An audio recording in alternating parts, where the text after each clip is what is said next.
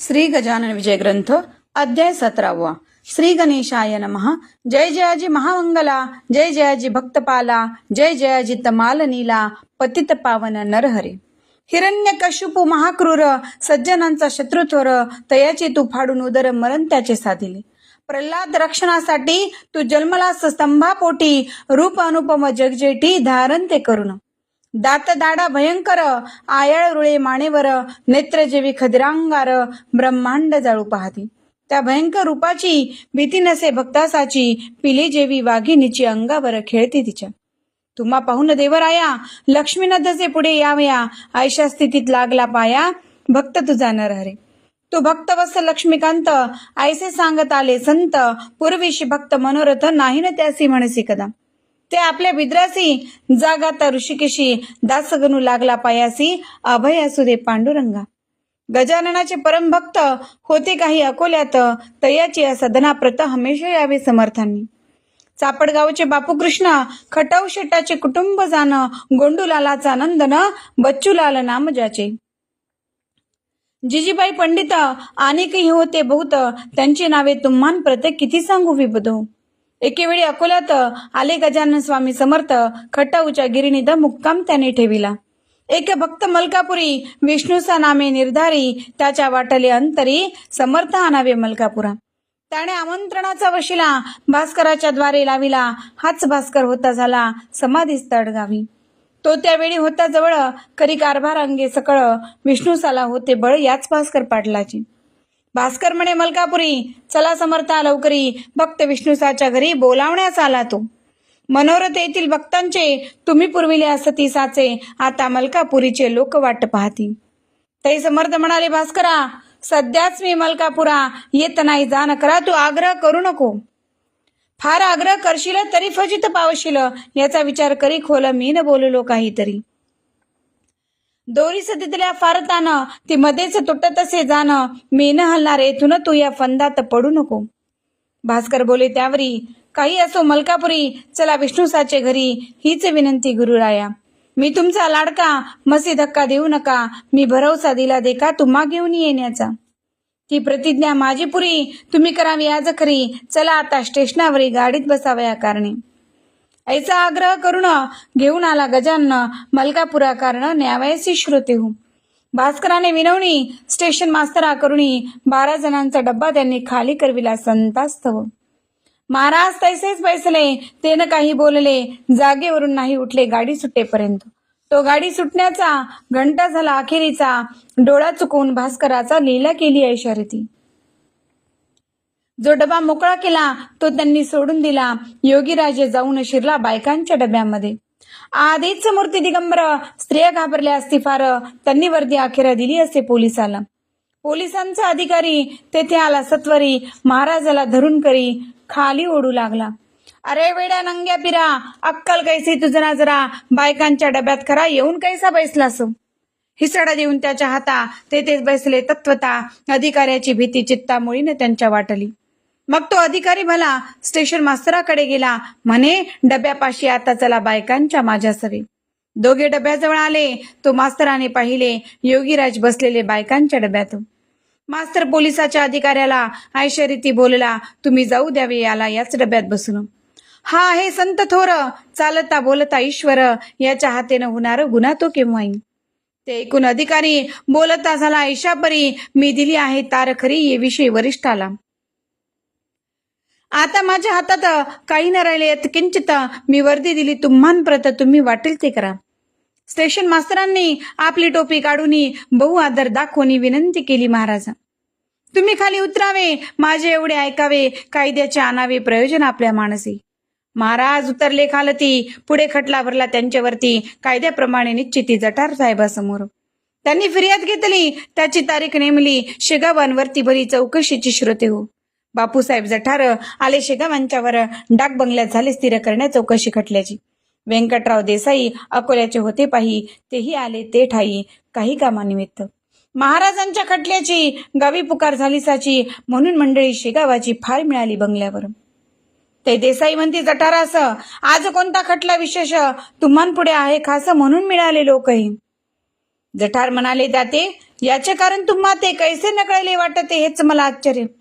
तुमचे स्वामी गजानन नंगे फिरती म्हणून पोलिसांनी भरून हा खटला पाठविला. त्या खटल्याची चौकशी होणार आहे आज दिवशी, म्हणून वाटते ऐसे मसी लोक हे जमले असावेत. हे ऐकता भाषण व्यंकटराव झाले खिन्न, बोलते झाले कर जोडून खटला हा न चालवावा. श्री गजानन साधूची योग्यता आहे थोरसाची, ती मूर्ती भगवंताची आहे पहा प्रत्यक्ष. तो विदेही पुरुष जाणा, बंधन त्याला कशाचे ना, तो योग्यांचा योगी राणा, वंदनीय अवघ्या ते. खटला भरला हीच केली, पोलिसांनी चूक भली, ती पाहिजे दुरुस्त झाली आज आपल्या कराने. जठार म्हणते वकिलाला, तुम्ही जाणता कायद्याला, याचा पाहिजे होता केला विचार तो पोलिसांनी. कारकुणा म्हणती बोलावणे, धाडा गजानना कारणे, ते ऐकून एक त्याने जवान पोलीस पाठविला.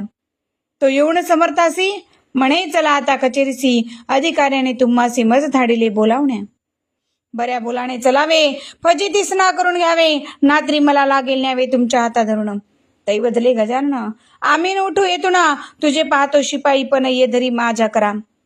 शिपायाचा हात धरला, तो ना सुटे किमपी त्याला, रक्तप्रवाह बंद झाला त्या दाबाच्या योगाने. हातासी लागली कळ, जीव झाला व्याकुळ, करू लागला तळमळ, शिपाई तो त्याच ठाई. शिपायासी वेळ झाला म्हणून पाठविले वकिलाला, त्या व्यंकटराव देसायाला समर्थासी आणावया. जठार म्हणती तुम्ही जावे, समर्थासी घेऊन यावे, लोकासी न जमू द्यावे बंगल्याभोवती निरर्थक. इतक्यात आला समाचार, पोलिसाचा धरला कर, बसविला एका जागेवर महाराजांनी सहज लिहिले. मग देसाई तिथे आले, त्यांच्या भक्तांशी बोलले, यावेळी नेसविले पाहिजे समर्था धोतर. ऐसा सल्ला मिळता क्षणी धोतर नेसविले भक्तांनी, ते टाकेले सोडून समर्थांनी रस्त्यात. गेले नागवे कचेरीस, सवे होता भास्कर शिष्य, जठारांनी पाहता त्यास दिली खुर्ची बसावया. या महाराज बसायत तुम्ही नागवे गावात, का फिरता सदोदित हे काही बरे नव्हे. नागवे फिरणे हाच गुन्हा, काय दंड ठरविला जाना, म्हणून विनंती आपणा, द्या हे सोडून नंगेपण. ऐसे जठाराचे भाषण घेतले स्वामींनी ऐकून, आणि केले हास्यवदन, उत्तर त्यासी द्यावया. तुला काय करणे यासी, चिलीम भरावी वेगेसी, उगीच नसत्या गोष्टीसी, महत्व न यावे निरर्थक. ते ऐकता भाषण जठार गेली विरघळून, जनरीतीचे याला भान मुळीच नाही राहिले.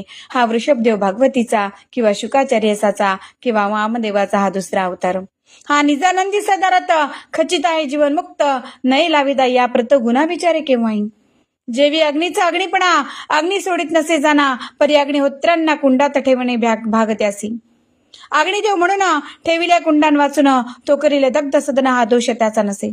तसे यांचे नागवेपणा आहे अग्नीचे समान, म्हणून यांचा शिष्यगण आहे अपराधी ये विषयी. वस्त्ररूपी कुंडा ठाई, जरी हा ठेविला असता पाही, तरी हरकत नव्हती काही, सर्वांस सुखत होते ते.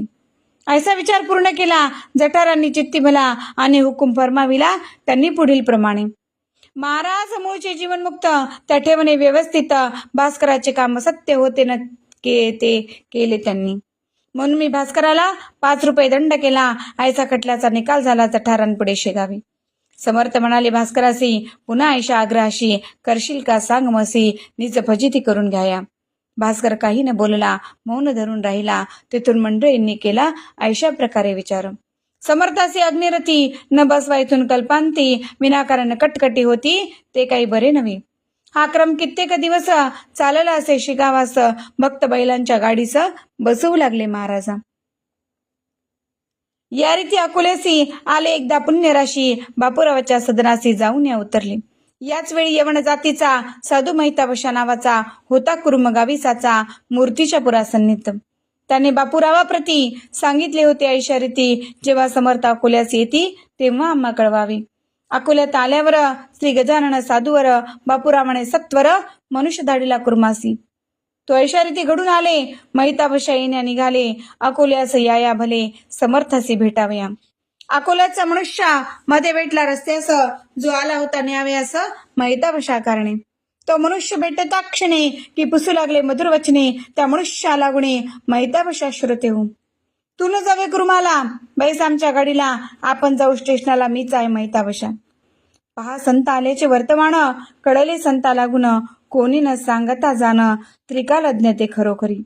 महितावशाच्या संघाते 2-4 यवन होते, अवघे येऊन सदनाते उतरले बापूरावाच्या. दुसरे दिवशी प्रातकाळा मैताबशा होता जेथे बसला, मार झाले त्या स्थळा निजलिले करुण. मैताबशाचे धरून केस समर्थांनी ताडिले त्यास, त्या ताडण्याचा उद्देश हाच होता विबुधो. यवन जातीत जन्मुन काही न केला उपयोग जाणं, यवनाचे आडदांडपण नाही अजून गेले रे. या आडदांडपणांनी तत्वघात होईल जाणी, मृत्यूलोकीचे अवघे प्राणी चिंताग्रस्त होतील.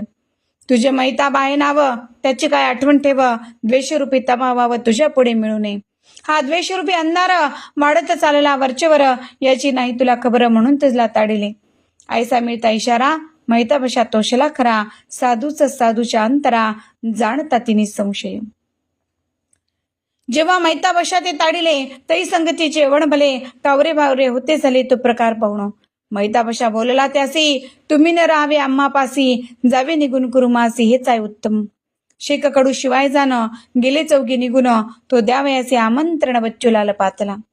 म्हणे उद्या दयाघणा, यावे तुम्ही भोजना, या दासाची असदना हीच आहे विनंती. दुसरे दिवशी तांग्यात बसवणी समर्थांप्रता मोठ्या थाटांनी मिरवित निज सदना आणली. परिसमर्थ तांग्याखाली उतरले नाहीत मुळी, तेने मंडळी चिंतावली, म्हणे कान उतरतीही. तसाच तांगा नेला परत, बापूरावच्या सदनाप्रत मंडळी पडली घोटाळ्यात. समर्थे ऐसे का केले? काल आमंत्रण घेतले, आज तांग्याखाली न उतरले, याचे कारण शोधी ते झाले आपापल्या बुद्धीने. त्यात होता एक धूर्त, तो बोलला अवघ्यांप्रत, मला समजले इंगित या गोष्टीची ये वेळा. मैताबशाला वगळिले म्हणून महाराज नाही उतरले, भोजनाचे कान केले मैताबशाला आमंत्रण. आता घेऊन दोघांशी बसून एका तांग्यासी, म्हणजे ते निश्चयसी उभयंता येतील. तेच वाक्य खरे झाले, दोघांनाही मिरवीत नेले, मैताबशाला उतरविले मंदिराजवळी थिएटरात. श्रीरामाच्या मंदिरी गजाननाची उतरली स्वारी, परी तेही गेले अखेरी उठून या थिएटरात. अवघ्यांची झाली भोजने. मग मैताबशा लोकास म्हणे, मला तुम्ही तिकीट देणे पंजाबचे काढून. तैशे कडू बोलला त्या मैताबशा फकीराला, तुम्ही कुरुमाच्या मशिदला टाकून कैसे जाता हो? ती मशिदा बांधून पंजाबाशी जावे आपण, काम अर्धे टाकून जाणे उचित नसे तुम्हा.